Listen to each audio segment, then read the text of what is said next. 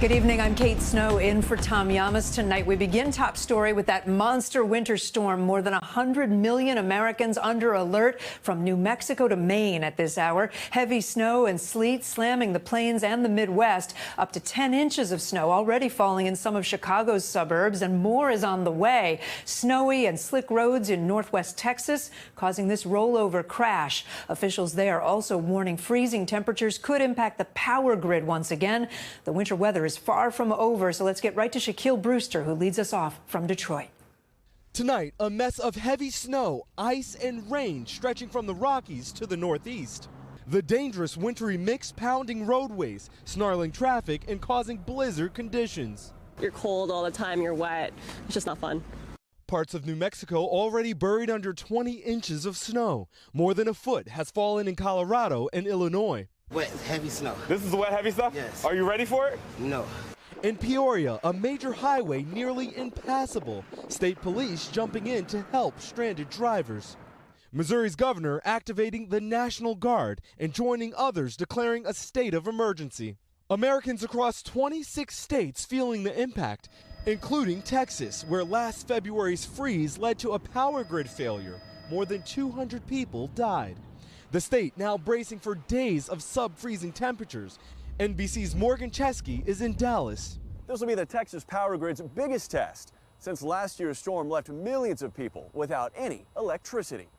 But on streets like this one that went dark for days, the governor says there's still no guarantee there won't be outages, even though the state claims 99% of power generators are ready to go.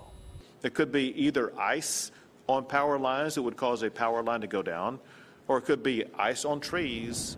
The massive system moving east, where this morning Punxsutawney Phil saw his shadow. 6 more weeks of winter. Predicting a longer winter with more snow. I don't know if I can take 6 more weeks of this. Shaquille Brewster joins me now from Detroit. So, Shaq, where you are, it's been snowing since this morning. What does travel look like, not only for driving, but for flying right now? Well, those travel delays are piling up, not just on the road, but also in the air. You see the snow around me and you get a sense of why. Today alone, you had more than 5,000 flights either delayed or canceled, and this misery is going to extend into tomorrow. We know that there are already more than 3,000 cancellations announced for tomorrow. Kate?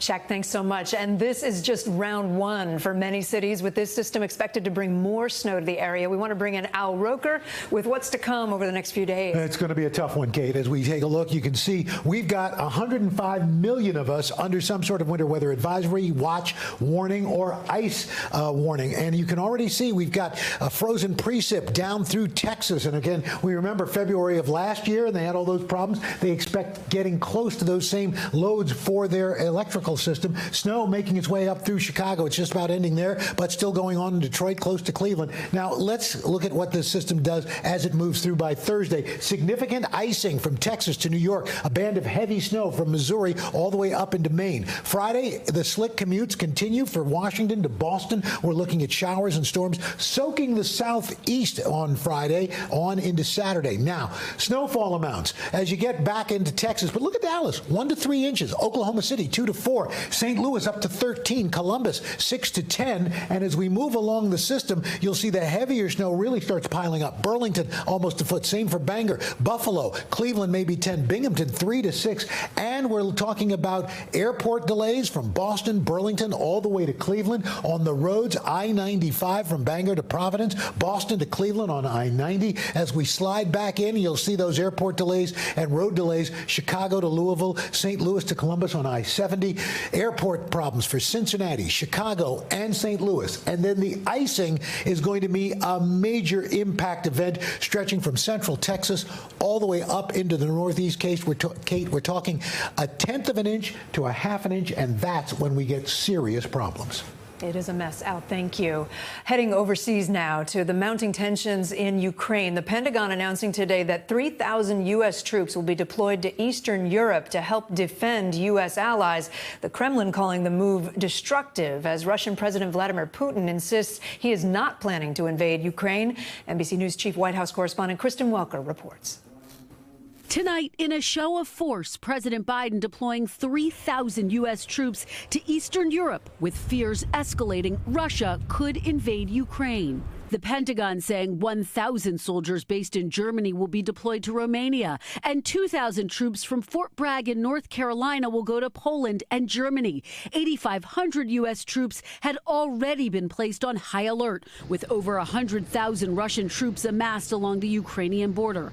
New satellite imagery tonight appearing to show those forces growing. We do not know if Russia has made a final decision to further invade Ukraine, but it clearly has that capability. The president has ruled out a combat deployment to Ukraine, late today saying Putin's actions prompted his move. As long as he's acting aggressively, we're going to make sure we reassure our NATO allies in Eastern Europe that we're there. Today, the Kremlin calling the troop deployments unfounded and destructive. It comes one day after a defiant Vladimir Putin said the U.S. has failed to meet his security demands, including that Ukraine be barred from joining NATO. But he also insisted he does not plan to invade Ukraine and is open to more diplomatic talks. Meanwhile, NBC's Aaron McLaughlin getting a rare look along Ukraine's border with Belarus tonight. Over that way is Belarus, where there are thousands of Russian troops with only a handful of Ukrainian border patrol standing guard on this side. And getting mixed reaction from people there. Are you worried about war? No, this store owner says. Are you afraid? Everyone is worried. Anything can happen with Russians, he says. And Kristen Welker joins us now from the White House. Kristen, it seems like all sides are insisting there is a path for diplomacy tonight. They are, Kate. That's exactly right. In fact, President Biden is expected to talk to the French president tonight. Meanwhile, the Pentagon saying these U.S. troop moves are temporary and they will still be under American command. Kate. Kristen Welker, thank you for insight and analysis on this U.S. deployment. I want to bring in former NATO Supreme Allied Commander and NBC News Chief International Security and Diplomacy Analyst, Admiral James Stavridis is with us. Good to see you.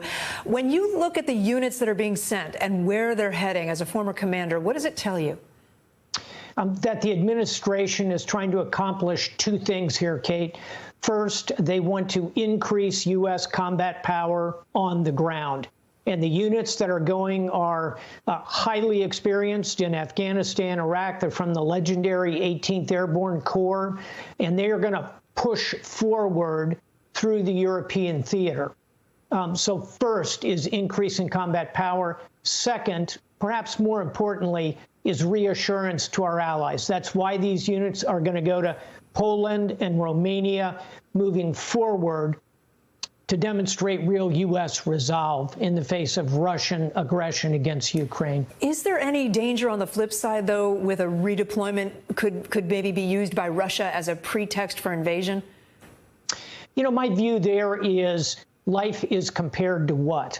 And compared to 130,000 troops on the border, this deployment of 3,000 troops, 3%, is hardly grounds for further provocation by Vladimir Putin. He wins the provocation battle. I'm not worried about him using this to launch a war. President Putin's set to meet with China's president on Friday morning ahead of the opening ceremony for the big Winter Olympics. Do you think we'll see maybe a pause in escalation during these Olympic Games? I certainly hope so, and that's my hunch. Let's face it, President Xi is heavily invested in these games. He wants it to go smoothly. The last thing in the world he wants is a lot of controversy. Think about the Australian Open and all the distractions of Novak Djokovic. President Xi does not want that. He'll be telling his friend Vladimir Putin, cool your jets till after the Olympics. That's my guess, Kate. Admiral James Stavridis, thanks so much. Tonight, the NFL is on defense after an explosive lawsuit. Former Miami Dolphins head coach Brian Flores accusing the league and several of its teams of discriminatory hiring practices. Gabe Gutierrez sat down with him today. Is the NFL racist? I think the numbers speak for themselves. There's one black head coach. Until just weeks ago, Brian Flores was the second. But the Miami Dolphins fired him after back-to-back winning seasons. Flores and his attorneys have now filed a class action lawsuit against the NFL and several teams, alleging discrimination against black coaches. There needs to be a change. Flores says the New York Giants only interviewed him as a sham to comply with the Rooney Rule, an NFL requirement that minority candidates be considered for head coaching jobs. Well, the Rooney Rule doesn't work. That's the problem. The suit says the team had already decided to hire Brian Daboll, a coordinator for the Buffalo Bills who had no head coaching experience. It includes screenshots of texts allegedly sent to Flores by Patriots head coach Bill Belichick mistakenly, days before Flores even interviewed, congratulating him on getting the Giants job. Flores then asked, "Coach, are you talking to Brian Flores or Brian Daboll? Just making sure." Belichick replied with an expletive. "Sorry, I blanked this up." When you realized that he meant to send that text message to someone else, what went through your head? I was humiliated. The Giants are defending their hiring practices, writing in part, "Brian Flores was in the conversation to be our head coach until the 11th hour. Ultimately, we hired the individual we felt was most qualified." Flores also alleges Miami Dolphins owner Stephen Ross offered to pay him $100,000 per loss in 2019 to improve the team's draft position. It's disrespect to the game. The Dolphins deny any racial discrimination and write that the implication that we acted in a manner inconsistent with the integrity of the game is incorrect. Flores now knows he's risking his career. If we can make changes to this system, and give more opportunities to black and minority coaches, real opportunities, I think it'll be worth it. And Gabe Gutierrez is with me now. Any more reaction from the teams or the individuals named in the suit? Well, Kate, the NFL has just said that Flores' claims are without merit and that it will defend themselves against this lawsuit. Meanwhile, Bill Belichick has not returned our calls for comment. But we did hear from the attorneys that we just spoke with today, and they say that several players and coaches have already inquired about potentially joining this class action lawsuit. On his side? Yes. Yeah. Gabe, thank you so much. Appreciate it. For more on what this lawsuit means for the NFL, the future of the sport, we want to bring in sports columnist Gary Washburn from the Boston Globe. Gary, thanks for joining us. Appreciate it. So, great to be here. I mean, Gabe just laid it out. This is a monumental filing. There are a lot of allegations in there, a lot of negative stuff. Can you put what Flores has done here in context for our viewers? Why do you think he is, doing this and taking on the league? This is unprecedented. There has been very few people to sue professional sports leagues. Kurt Flood in the 1960s sued baseball, and Spencer Haywood in the 1970s sued the NBA for the right to enter the draft. This has not happened pretty much since then. And this basically calls the NFL out for its racist practices, because there's many around coaching circles who believe that the NFL does discriminate against coaches of color. So this is unprecedented. And now, not only Flores making these accusations, he has proof. He has text messages. He has the apparent offer for $100,000 from owner Stephen Ross to tank to get a better draft pick. And he has people to corroborate with those stories. So there's something to this. This is not just accusations. He has proof. There's some meat on this bone. So in terms of what it means for the NFL, for the league, there are 5 head coaching jobs, I'm told, that are open right now. Do you think it'll move the needle at all in a meaningful way now as we sit here in terms of interviewing coaches of color and supporting them? I don't think so, because every offseason there is this premise that, okay, this is going to be the offseason that more African-American coaches are hired, and it just doesn't happen. And the first 4 positions that were open, there were 9 positions open total. The first 4 were hired, white male hires. So it's the same thing. You have qualified candidates, Eric Bieniemy, Byron Leftwich, Leslie Frazier, Todd Bowles, who have experience, either previous coaching experience or seem prepared for their first job, who aren't even getting looks or getting the obligatory interview because of the Rooney Rule. And a lot of coaches believe that that's the only reason they're being brought in is to check that box. And just explain that for people who don't understand the Rooney Rule. It's a rule that mandates that teams have to interview in person a minority candidate for coaching positions. And teams have followed that. They have followed suit. They have brought African-American and other candidates of color in for interviews. They just haven't hired them. So, and I just think comes to a point where coaches are thinking, okay, the only reason I'm here, and that was Coach Flores with the New York Giants, is to check a box, is to just the Giants are trying to make sure that before they hire Brian Daboll, they interview the black candidates so they can say, see, we're good. We interviewed our black guy. So Coaches are on to this, and now the NFL has to look at itself in the mirror and figure out what to do and what's its next move, because it seems like Flores has real proof here. That's what I wonder, though, because Gabe just mentioned that the lawyers are already hearing from other coaches and former players who are calling and saying, I might want to join in this suit. I've had similar experiences. Is it possible that that could make a difference?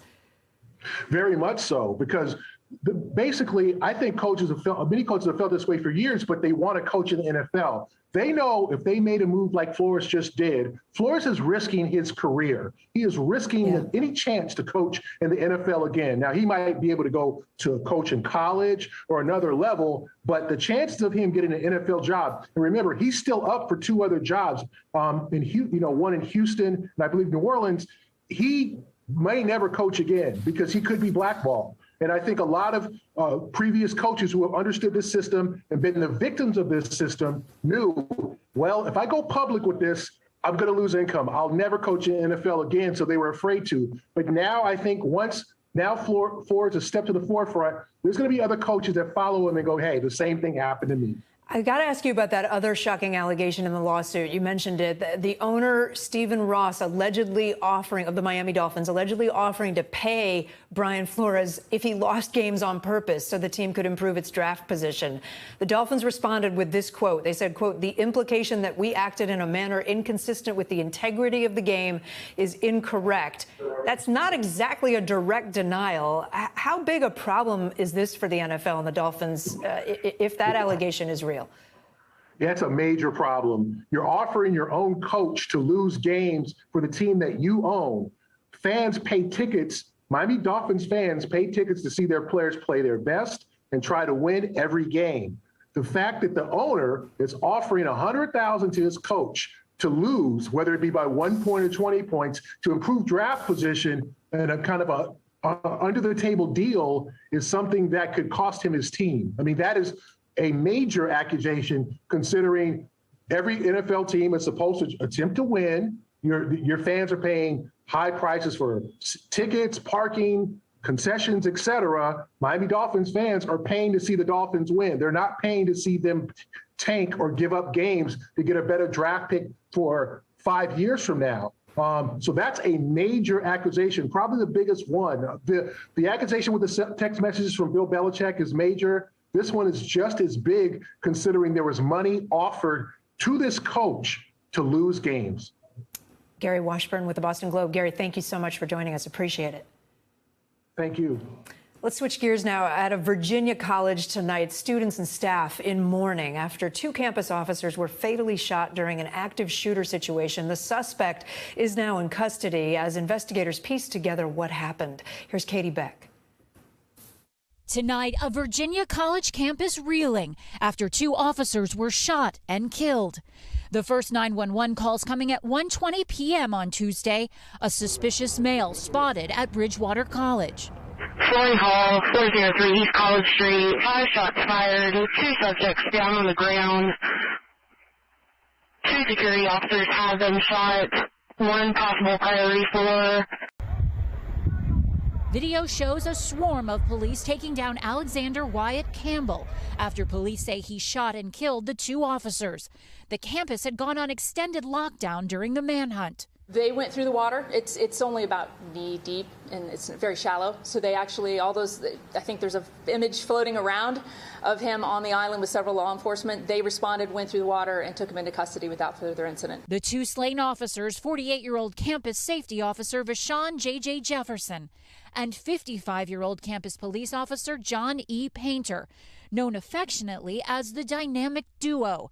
Painter was Jefferson's best man at his wedding this year. Words will never be enough to express our sadness and our grief. The 27-year-old suspect arraigned on 5 felony charges today, 2 of them for capital murder. He did not make a plea in court. His attorney requested he undergo a mental health screening. Students gathering to pay tribute and unite after the tragedy, grateful for the 2 officers and their sacrifice. Another college campus scarred by violence. Everybody cares about everybody here. We're a small little campus of like 1,800 people. Everybody knows each other. We're all basically family here. So I just can't wrap my head around why someone would want to do this here. Campbell was a student at Bridgewater from 2013 to 2017. Police say the motive remains unknown. Katie Beck, NBC News, Virginia. An update tonight. The FBI has identified 6 persons of interest in a series of threats to historically black colleges and universities. Federal officials say the 6 minors from around the country are tech savvy and have used sophisticated methods to try to disguise themselves. More than a dozen schools received bomb threats yesterday, the first day of Black History Month that happened. The FBI says the threats appear to be racially motivated. Let's turn to news on the economy, and it's not good. After more than a year of adding millions of jobs, companies cut more than 300,000 jobs in January, according to payroll company ADP. The Omicron variant hitting the labor force hard. Companies also being hit by a 1-2 punch of record inflation and a supply chain crunch. These issues having a dire impact. NBC News' Dasha Burns now profiling one organization dealing with the most vulnerable. This homeless shelter was supposed to open its doors last month. The problem is it still doesn't have front doors to open. We ordered this door about 4 months ago. But it's still not up. That's correct. Finally, the door gets here 4 months, and we don't have it up because we don't even have the hardware for it now. And I assume the door cost more than you expected to. Oh yes, the door actually went up about $3,000 to $4,000 more. $3,000 to $4,000 more? Yes. Justin Behrens is the director of Keystone Mission here in Wilkes-Barre, Pennsylvania, a nonprofit focused on helping the homeless. They've been trying to build this transformational living shelter for months. More than a temporary one-night stop, this project is a 15-year dream in the making. The room specifically that we're in right now is going to be a location where the homeless can come into, be able to watch TV, get downtime, and relax. The baseboard and the window trim. And then the doorknobs. And the doorknobs. But the nation's ongoing supply chain crisis putting that dream almost out of reach. Inflation last month up 7% from the year before, a 40-year high. But certain goods even worse. The price of lumber has been volatile, down in the last few weeks, but still more than double pre-pandemic levels. Any sort of building or construction becomes painful. We started this project about 8 months ago. We were hoping to get this done in 4 months, 5 months. It almost doubled my budget of what I was looking at in this project. 8 months is a long time to wait for a community in need. Keystone Mission says it's seen a 20% rise in demand for its services in the last year, thanks in part to rising prices. Jerry Costello used to be homeless and now volunteers for Keystone Mission. I'm struggling. I only collected disability. And it's hard for me to get to the stores. I don't got no car. And I see these people out here and they're struggling, these homeless are struggling really bad. This is going downstairs to the kitchen. Justin had hoped to have this place ready before the frigid winter months. Now the heat is on his team as the cold weather blasts the region. But the challenges are unprecedented, according to contractor George Durr. Have you ever run into the kinds of obstacles you're running into right now?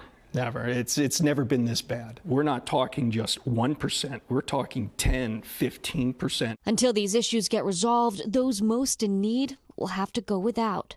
How difficult is it to look around here? It hurts. I don't even have drywall up on the walls. I don't even have the floor done. I don't have, the door to the exit. I don't have the kitchen in here. The ones that don't have anything, they're suffering the most. And Dasha joins me now from Wilkes-Barre, Pennsylvania, inside that homeless shelter that we were just seeing, having so much trouble finishing construction. I know you've been talking to the organization Keystone Mission about how inflation is impacting donations. What can you tell us about that? Yeah, Kate, this room I'm in was supposed to be a place where people's lives were being transformed by now. Instead, you can see it's nowhere near finished. And look, Justin was telling me that normally a project like this, they would see donations rolling in. Local companies would be donating supplies, charities and individuals would be sending donations. But right now, companies can't even stock their own shelves, let alone donate. And individuals are getting squeezed, so they have left to give. And you're seeing this effect across the board, and it trickles down to impact those most vulnerable, Kate. Yeah, hopefully the attention maybe helps them out a bit. Dasha, thank you so much. Appreciate it. Still ahead tonight, overdose arrests. 4 people now charged in connection to the death of Wire star Michael K. Williams, and the newly released images appearing to show him buying fentanyl-laced heroin in broad daylight. Plus, fire rescue, the moment a woman jumped out of a burning building with a sheriff deputy right there to break her fall. And the massive Tesla recall, why the company's pulling tens of thousands of self-driving cars off the streets. Stay with us.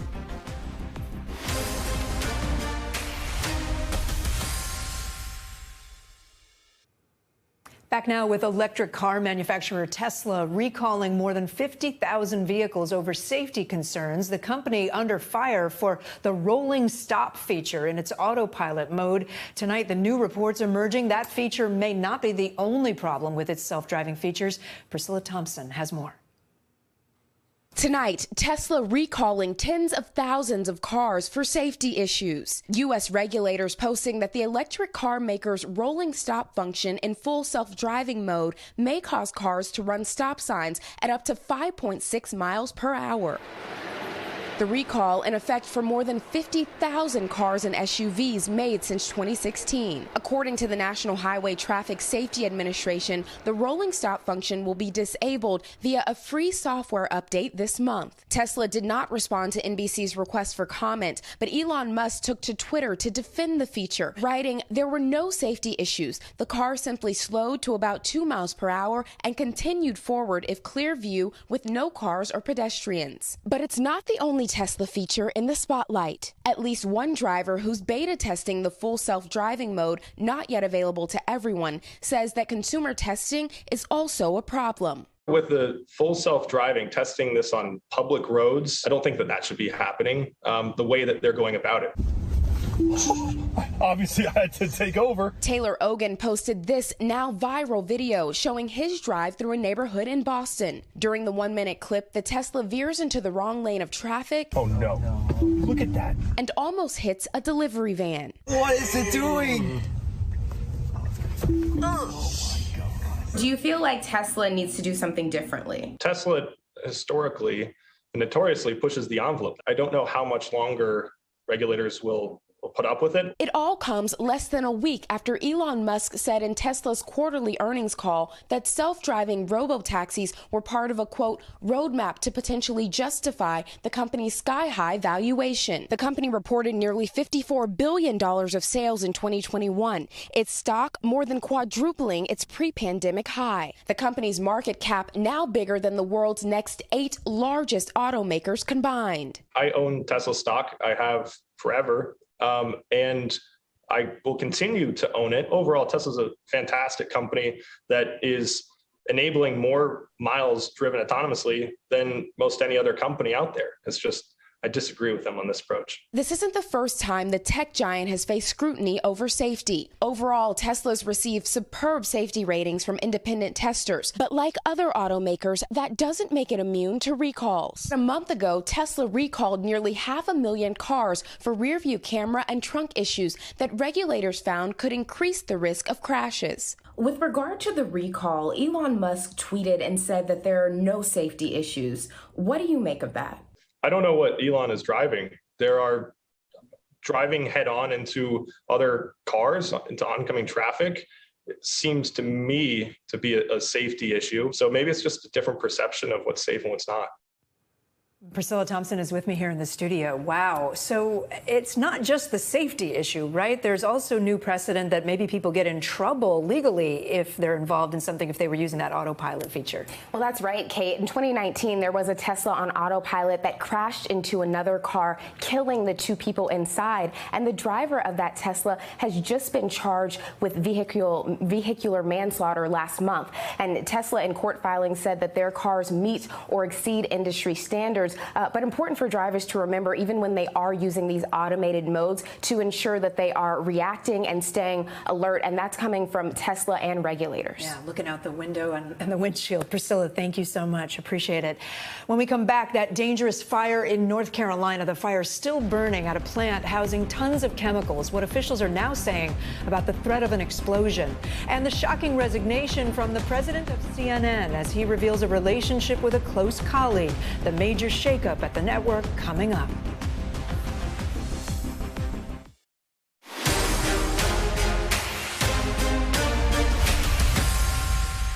Now to Top Stories news feed, and we begin with the desperate search for a newborn baby in Tennessee. A statewide Amber Alert is in effect for 2-day-old Kennedy Hoyle. Authorities say her mother was found fatally shot last night in Memphis. The child was last seen with her mother early Tuesday. Police say at least one man is detained, but they did not provide further details. An update tonight on that fire burning at a fertilizer plant in North Carolina. Officials in Winston-Salem say there is still the threat of an explosion, and they've extended evacuation orders for thousands of people within a 1-mile radius of that plant. The fire has been burning since Monday at the plant that holds 600 tons of ammonium nitrate. Today, officials confirming all workers have been accounted for, but said that putting out the fire is going to be a slow process. 3 sheriff's deputies in Illinois are credited with saving 2 people from a burning home. Body camera footage shows officers attempting to rescue 2 residents trapped on the second floor of a building in Montgomery. The deputies then tell one woman to jump, and a deputy breaks her fall. Another person and a dog also leapt to safety. Everyone is expected to be okay. 4 people have been arrested in connection to the overdose death of Wire actor Michael K. Williams. Prosecutors releasing surveillance images allegedly showing at least one of the men selling Williams drugs on a New York City sidewalk in broad daylight. The men are accused of being part of a drug trafficking ring that sold the fentanyl-laced heroin to the actor ahead of his death back in September. And Whoopi Goldberg has been suspended from The View following her comments about the Holocaust. ABC News President Kim Goodwin announcing a 2-week suspension after Goldberg said the Holocaust was, quote, not about race during Monday's episode. She has since apologized, Goodwin calling the remarks, quote, wrong and hurtful. Turning now to news rocking the media world, one of the biggest names in TV news and entertainment, CNN Worldwide President Jeff Zucker, resigning effective immediately. NBC News correspondent Emily Ikeda has the details. We have news now to report involving our network. A stunning shakeup at CNN. I don't think anybody saw this coming this morning, an announcement like this. CNN president and chairman of Warner Media's News and Sports, Jeff Zucker, is out, resigning immediately for failing to report a relationship with a top-ranking colleague. Zucker writing in a memo to his staff, "I was required to disclose it when it began, but I didn't. I was wrong." The 56-year-old called the relationship consensual and with his closest colleague. Gullis, the top marketing executive for CNN, she's remaining with the company. In a statement, CNN Executive Vice President Allison Gullis confirmed the relationship, saying it changed during COVID. "I regret that we didn't disclose it at the right time." That relationship surfaced as part of CNN's investigation into its former primetime anchor, Chris Cuomo. Just 2 months ago, Zucker fired Cuomo for advising his brother, former New York Governor Andrew Cuomo, on sexual misconduct allegations. Part of this was that a lot of people thought that Jeff Zucker shouldn't have stood by Chris Cuomo as long as he did and should have fired him much earlier than he did. Zucker and Gullis both rose through the ranks at NBC Universal. She worked in communications. He became the company's CEO. Gullis then spent 4 months as Governor Cuomo's communications director, but when Zucker moved to CNN in 2013, she soon followed. The abrupt end to Zucker's 9 years running CNN comes at a pivotal time. The network preparing to launch its own streaming service as its parent company is in the middle of one of the nation's largest media mergers. Just how earth-shaking is this for the company at this time? It is stunning. This is not a time that anybody would have expected an announcement like this. And now the leadership, the person who has been at the helm since 2013, is gone at a particularly fraught time for the company. Tonight, CNN naming 3 executives as interim co-heads as the network feels the fallout. Emily Ikeda joins us now. And Emily, there had been talk that perhaps Jeff Zucker would leave like a year ago. Yeah, that's right. This time last year, CNN reported that Zucker may have been close to an exit, but still utter shock across the network today. Zucker acknowledging in his note to his colleagues that he wished his tenure ended differently. All right, Emily, thank you. Now to Top Stories Global Watch, and we begin with a deadly power cable collapse in the Democratic Republic of Congo. Officials say the high-voltage cable snapped, falling onto houses and electrocuting people at a market. More than 24 people were killed.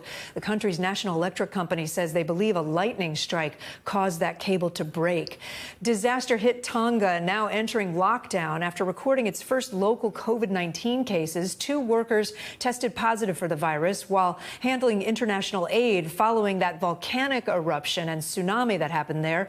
3 more of their family members also became infected. The island nation had managed to stay COVID-free by closing its borders back in March of 2020.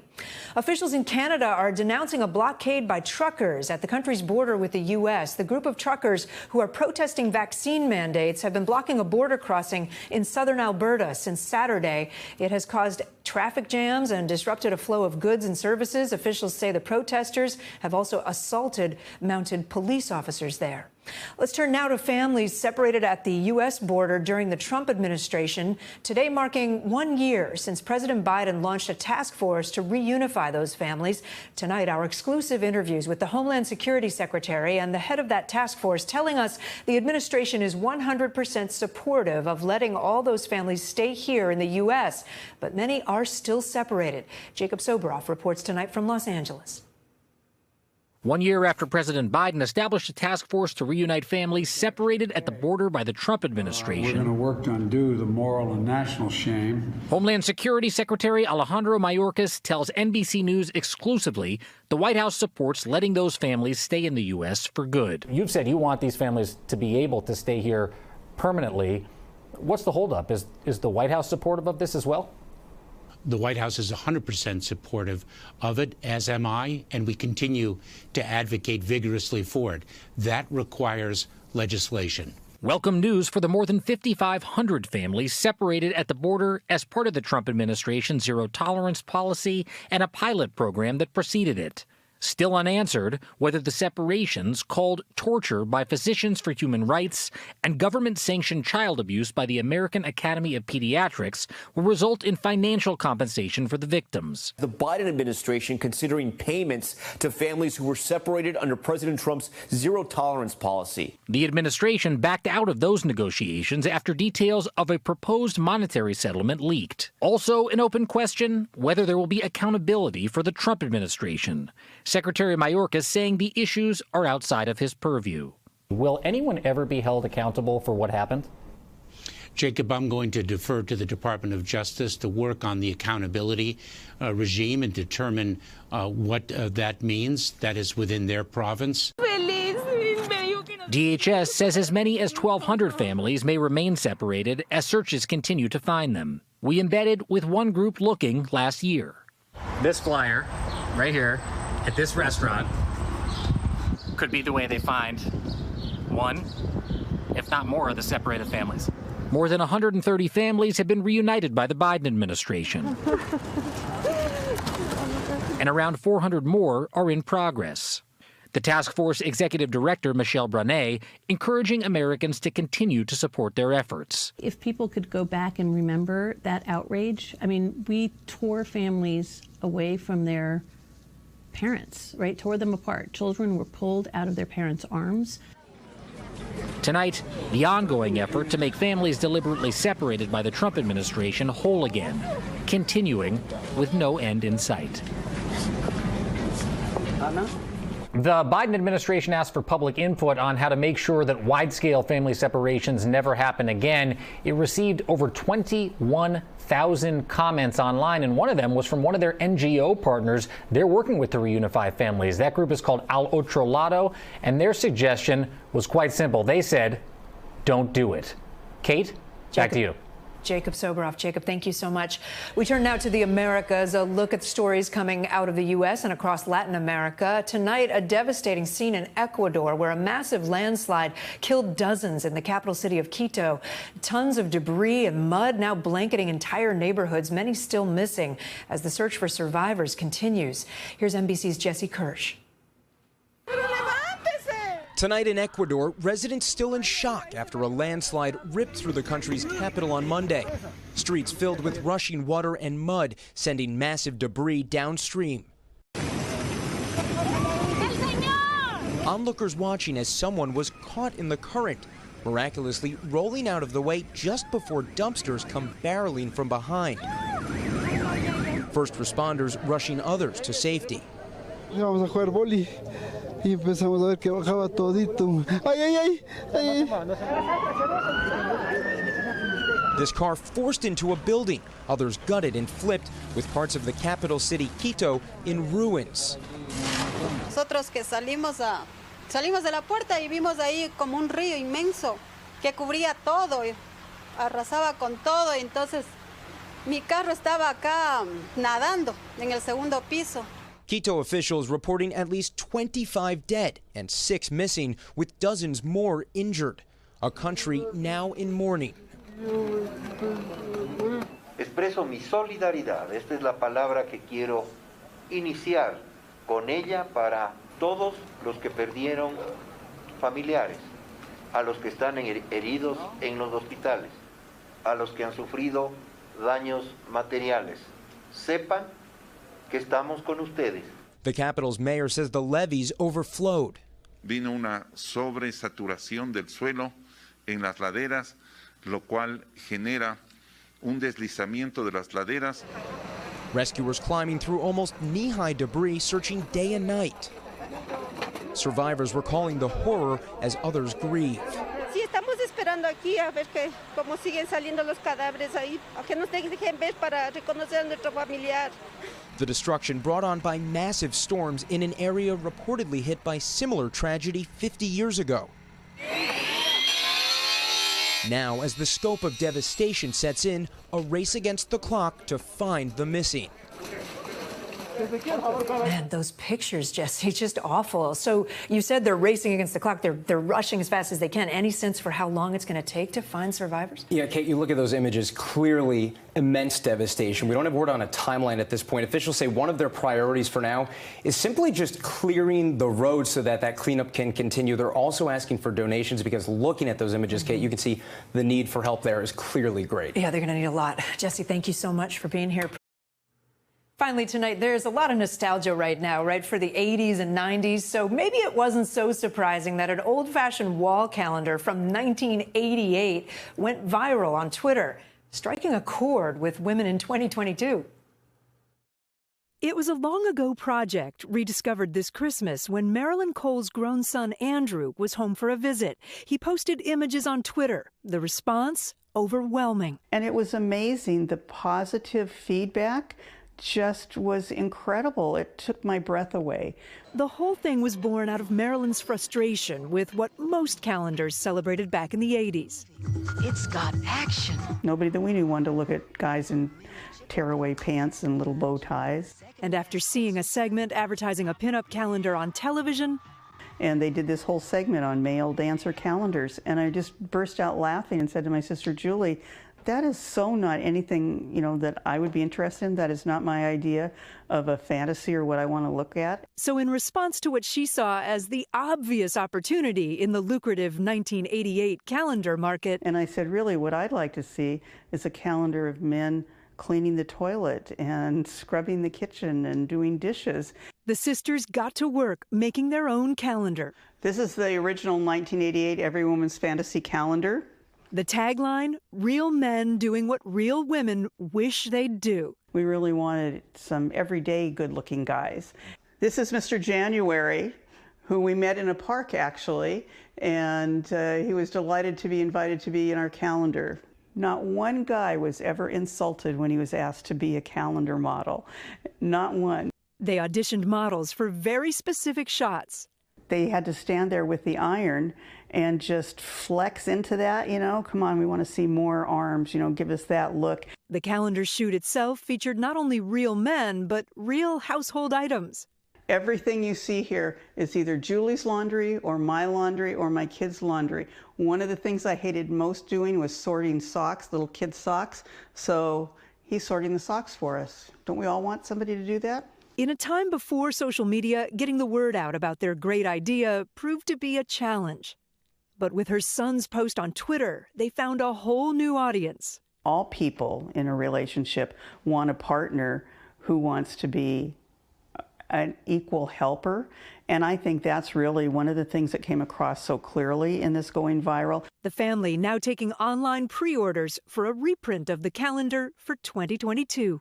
The chores that are being done, the attitude of the guys in the pictures, I think those are all pretty timeless. And I think that's why people would really like to have this calendar again. All right, you can order the calendar online for 2022. They're also planning on putting out a new one and shooting a new one for 2023. Thanks so much for watching Top Story. I'm Kate Snow in New York. Have a great night.